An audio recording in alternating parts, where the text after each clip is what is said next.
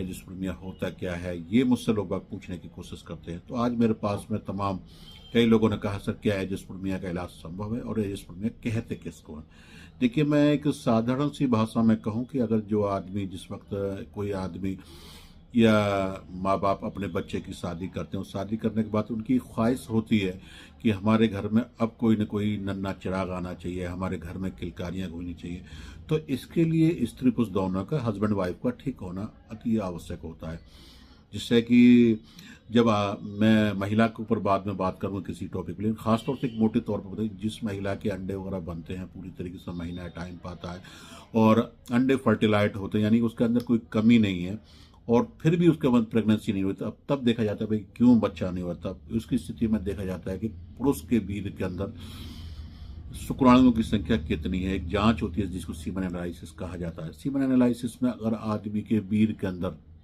शुक्राणुओं की संख्या नील आती है, शून्य आती है, तो वही एजिस्पर्मिया केस कहलाता है, पहली बात। लेकिन इसकी कई वजह होती है कि भाई एजिस्पर्मिया एक तो ये होता है कि माँ के पेट सही नहीं है और उसकी एंटीबॉडीज या टेस्टिकल जो स्कॉर्टम वो शुक्राणु बनाते ही नहीं है, तो उस केस में इलाज होना बहुत ही मुश्किल हो जाता है। लेकिन ज़्यादातर मैंने देखा गया है कि कुछ लोगों को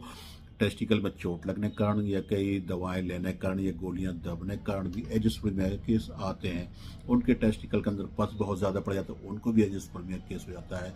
कि एक दो शुक्राणु आ गए, बहुत मरे हुए आ रहे हैं या डेड आ रहे हैं या उनके स्पर्म्स काम नहीं कर रहे। इस तरह के केसेस भी हमारे पास। लेकिन मेरा मानना है कि जो एजिस्पर्मिया वाले केस जो माँ के पेट से ही जिनको शुक्राणु निल होते हैं, तो ऐसे केस 100 में से हजारों में एक आध केस होता है। ज़्यादातर केस क्या होता है कि जो है उनको किसी दवा के कारण, कोई दवा गर्म दवा के कारण या कोई बहुत ज़्यादा काम या कोई चोट लगने के कारण ही ज़्यादातर नील शुक्राणु हमारे पास में आते हैं। तो हम जब उनको पेशेंट की जांच करते हैं, तो जांच करने के बाद में उनका इलाज करते हैं, तो मेरा मानना ये 95% हमारे पेशेंट एजिस्पर्मिया केस वाले भी हमारे यहाँ ठीक हो हुए हैं और होते हैं, और हज़ारों रिपोर्ट हमारे पास मौजूद है, हमारी क्लिनिक पर मौजूद है। तो अगर आपको लगता है कि आपके केस में आपकी रिपोर्ट में एजिस्पर्मिया लिखा हुआ आता है और आपको कई साल शादी को हो चुके हैं और आपकी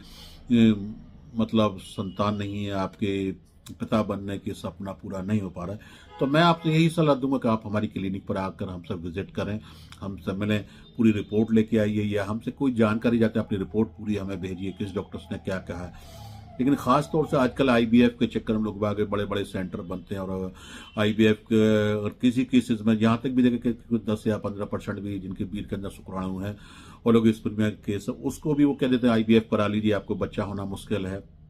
तो मैं आपको यही सलाह दूंगा, अगर आप एजिस्पर्मिया पेशेंट हैं और आईवीएफ कराने से पहले एक बार हमारी क्लिनिक पर आप हमसे आकर विजिट कर सकते हैं, जिससे कि हमारे यहाँ पर पूरी तरीके से आपका इलाज किया जा सके। शुक्रिया।